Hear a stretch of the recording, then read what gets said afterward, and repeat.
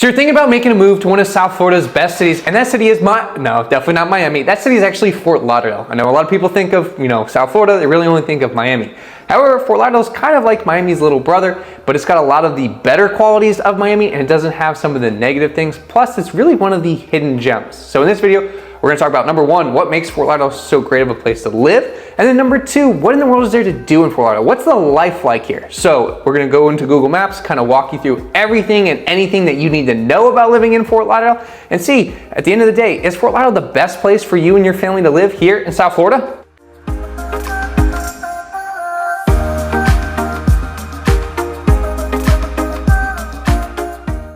So first up, let's talk about the location. So I think the location is one of the best things about Fort Lauderdale. So you are pretty much equidistant between both Miami down here in the south and West Palm up here in the north. So West Palm's about a further distance away. So you're about an hour and 10-minute drive to downtown West Palm from downtown Fort Lauderdale.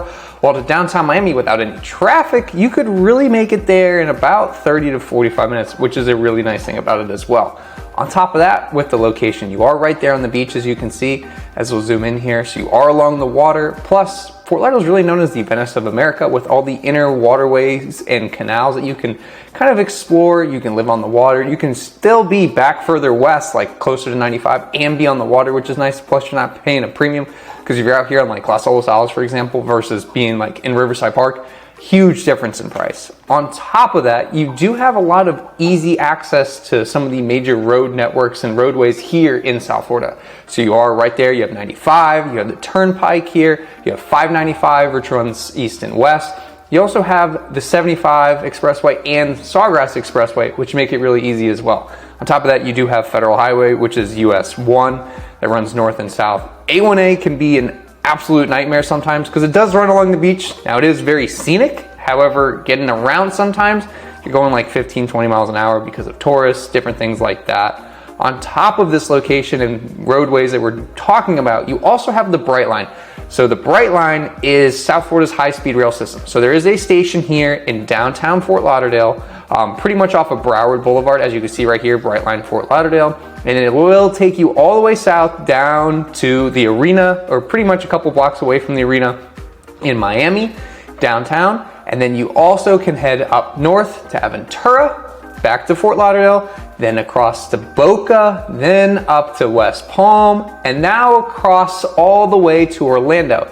So it does make it really, really nice so you can really travel and get around without having to have a car. But now let's focus back in on Fort Lauderdale. Now, speaking of that clutch location, let's also talk about ways to get around via air. So you do have the Fort Lauderdale International Airport right here in the heart of Fort Lauderdale, and it's only maybe at the most a 20 to 30 minute drive. And that's if you live all the way in Imperial Point and there's a ton of traffic. We also do have Port Everglades. So if you want to take a cruise, you can go out of Fort Lauderdale. And on top of that, if you find a cheaper flight or you're looking to take a different cruise, the Miami International Airport, as well as the Port of Miami, also isn't too far either. You're maybe about a 45-minute to an hour drive, which isn't bad whatsoever. Another clutch thing about the location is the sports venues. So as you know, Fort Lauderdale and South Florida in general have all 5 major pro sports. So if you want to watch the soccer and the MLS, Inter Miami plays here at Chase Stadium right off a commercial. If you're into the NHL and the new Stanley Cup champions, Florida Panthers, the AmeriBank Arena is only about 20 to 30 minutes away out here in Sunrise. Okay, let's say you're a football fan. Let's say you want to go watch the Dolphins play. Here in Miami Gardens, Hard Rock Stadium's also about a 20 to 30 minute drive away. Not too far either. Okay, let's say you're a basketball fan. You want to go watch the Miami Heat play. The Kaseya Center is not too far either, plus you could take the Bright Line. And then last, but definitely not least, let's say that you're a baseball fan, you want to go watch the Marlins play, or your favorite team's coming into town to play the Marlins. Lone Depot Park's also not too far away either. On top of that, if you're a college sports fan, we do have the University of Miami, which isn't too far, so you watch all D1 University of Miami sports, or you can head a little bit further north into Boca, and we have FAU as well, which is also D1, so you can watch all their college sports as well. Okay, now let's talk about things to do here in Fort Lauderdale. Obviously, you have the beach. So you have Fort Lauderdale Beach, which is pretty much the main staple, and it is kind of where everything's happening. You have plenty of bars, restaurants, shopping, you name it, it's here. Or there's also like an outdoor gym, beach volleyball, the grills, all that, but it is very much commercialized. If you want something a little bit quieter, you can head up north and go to Lauderdale by the Sea Beach, which is right off a commercial. So kind of similar vibes with plenty of restaurants, as you can see, shopping, dining, all that. Just not as busy. If you want something like Lauderdale by the Sea, but a little bit, more poppin', I guess is the best way to put it, you can head up to Pompano Beach off of Atlantic. They've just redid the pier and the fishing village, which is a really nice thing. Not as many shops and restaurants and all that, but still really, really cool. It's all pretty much brand new. Another thing to think about as we head further south back into Fort Lauderdale is the boating.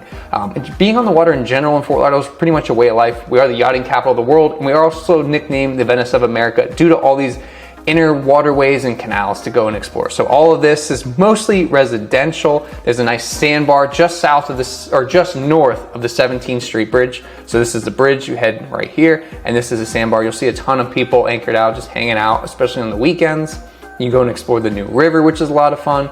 Honestly, just getting out there on the water, I'm telling you, kayak, paddleboard, the water taxi is a ton of fun. We'll take you around and kind of teach you the history too of Fort Lauderdale, which is really nice. And kind of give you a better feel for things. But definitely if you're looking to explore, head up the new river and kind of work your way through there and explore. Speaking of the new river, there is a river walk. So along this entire river is sidewalk, so you can kind of walk it, run, bike, whatever you want to do, walk your dog, just be out. And there's a lot of people out here as well, which is nice. So honestly, this is probably the end point, but working your way further east as you walk near downtown and kind of working your way towards Coley Hammock Park is really cool.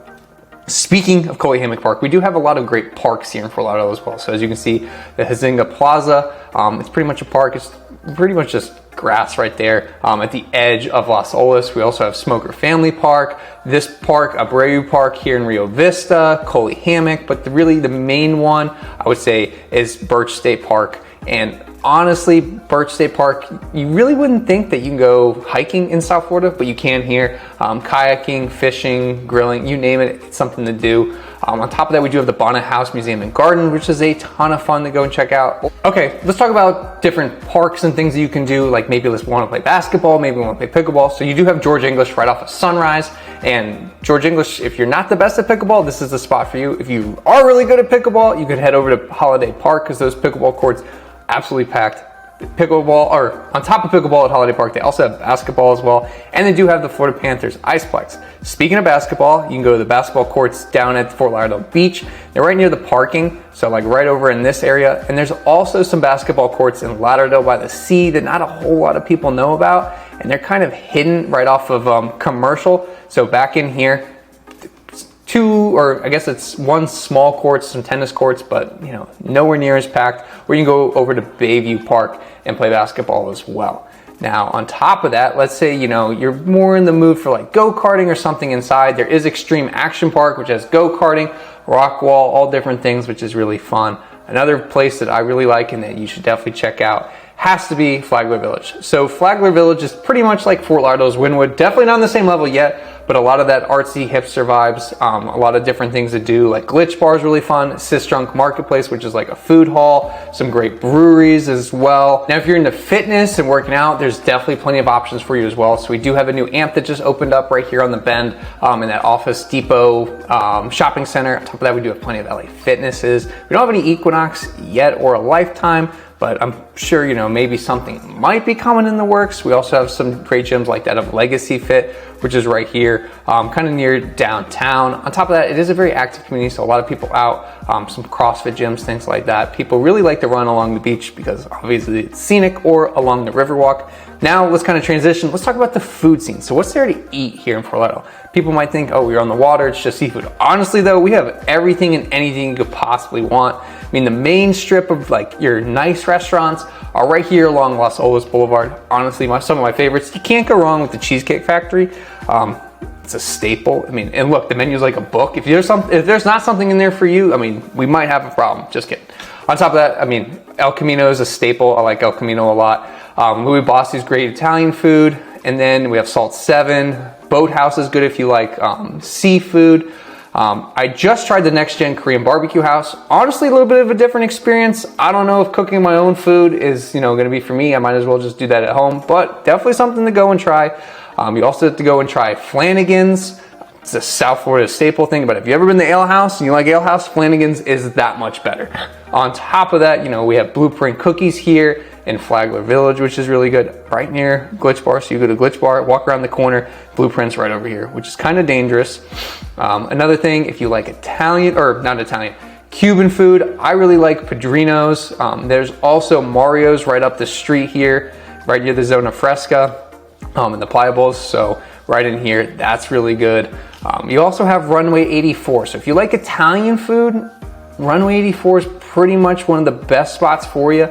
Plus, it's right down the street from Lester's, which, I mean, Lester's is a good breakfast spot. Speaking of breakfast spots, another place you have to try that I just tried recently is the Floridian on Las Olas. So if you're looking for something, you know, breakfast-wise, we got options for you. Now, when it comes to the nightlife aspect of Fort Lauderdale, a little bit different from that of other South Florida cities. I will say it's a nice mix. We do have some clubs and things like that, but it's mostly bars and things, which is really nice. So the staple of Fort Lauderdale when it comes to nightlife has to be Elbow Room right here in the corner of Las Olas and A1A. Now there's some other bars right here along A1A like Senor Frog's Rock Bar, Blondie's Sports Bar, all staples here in Fort Lauderdale. Now, if you're looking for something a little bit more upscale, they do have the new Nube Rooftop Bar, which is over here. I haven't personally been yet.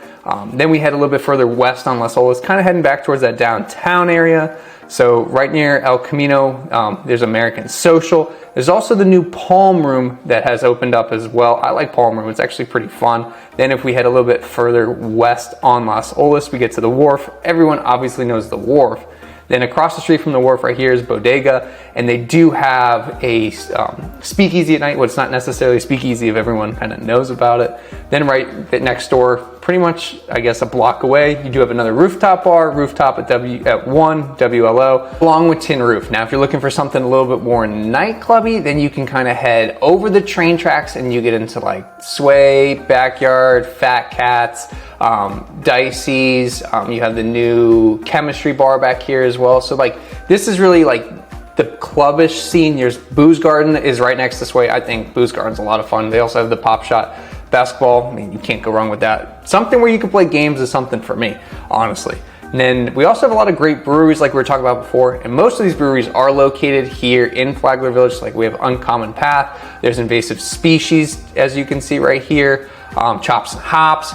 But one of my favorites, oh, while we were zooming in there, I forgot to talk about it. Easton Rooftop Pool and Lounge. So it's at the hotel, but it is really cool. You have some great views of Fort Lauderdale. But back to the breweries, my favorite one has to be in Oakland Park, and that's Funky Buddha Brewery. Now, like I was talking about, some different games to play, but you also have great beer and food at the same time. And when it comes to the real estate and living here in Fort Lauderdale, our median sales price is $683,000. However, we do have a great mix of different types of homes. So we have everything from your beachfront condos, anything that you can kind of think of. A lot of them are a little bit older buildings, but we are starting to get some new ones, which is really nice. Condos, you know, we haven't had the boom yet that Miami has had. However, there's a lot of new buildings in the works, pretty much everything from like 17th Street to about Sunrise. So there's a new one coming in over here called Sage, which is going to be right next to Aqua Blue, and you're really going to have unobstructed views out east, which is going to be beautiful. You do have everything going on downtown as well, like the Undari residences that are coming. You have Celine coming towards the beach, so a lot of great projects in the works. We also have obviously single family homes, so all of Las Olas Isles for the most part is single family. Rio Vista, Tarpon River, and we also have townhomes and even multifamily. So in terms of some of my favorite neighborhoods here in Fort Lauderdale to go and check out, I would definitely say Rio Vista. I mean, it's a staple. You're right near downtown, but it does have kind of a suburban type feel to it. Tarpon River, Riverside Park, and Sailboat Bend will kind of lump in together. They are a little bit different here and there, but for the most part, very similar. A lot of single family homes, townhomes. I would say Riverside Park probably has more multifamily than out of the three of them, but all deep water access. So if you want to live on the water, you don't want to pay a premium, you definitely can. Obviously, you have Las Olas Isles, so a little bit more upscale, some larger homes, obviously a higher price point as well. Then we get into Victoria Park, which is also a great mix, kind of similar. I would say Victoria Park is a mix of like Rio, Tarpon River, Sailboat Bend, and Riverside Park. So you have single family homes, townhomes, some small condo buildings, and multifamily as well. Then we get into the Coral Ridge Country Club area. So all these homes back here are either on the golf course or right near it, which is nice. Also, you're not paying a premium for it. However, if you do want to, you can live on the water as well, and there's no HOA either. That's a big thing. On top of that, I will say, let's talk about Imperial Point. So Imperial Point is very similar to that of the Coral Ridge Country Club neighborhood in terms of the home style, a lot of single family homes. And then you also have some of these surrounding cities as well. So Wilton Manors, I would say Oakland Park's on the come up as well. Oakland Park really gets slept on. And then you work your way into Pompano. Sea Ranch Lakes is beautiful. A lot of pretty much all single family homes in Sea Ranch Lakes. And they have a beach club. Across from Sea Ranch Lakes on the water, you also have Bay Colony, and this is actually where Messi bought a house. So if you're looking for a waterfront single family home, you want to live with the stars, Bay Colony might be the spot for you. But overall, I don't think there's really a spot you can go wrong in Fort Lauderdale. It just depends on whether you want to live on the water or not on the water. If you live on the water, you kind of do give up having a little bit of a yard, which is something to think about. And then if you want to live on the water, but you want to pay a premium, you got to think about living a little bit further west of, Federal and pretty much the intercoastal, or you can honestly work your way into Pompano. Pompano, you're right there, you have everything, but that's for a different video. So that's pretty much everything you need to know about life here in Fort Lauderdale and all the things that there are to do. As you can see, it's a lot more than just beaches and boating. There's a ton of stuff to do, but let us know in the comments, is there anything that you do here in Fort Lauderdale that we actually missed talking about, or something that you want to know if we have that we didn't talk about? Please let me know in the comments down below. And if you or anyone you know are looking to make a move to Fort Lauderdale or South Florida in general, my team and I would love to be your real estate resource of choice. You can call me, email me, text me, DM me, whatever is easiest for you, we got you.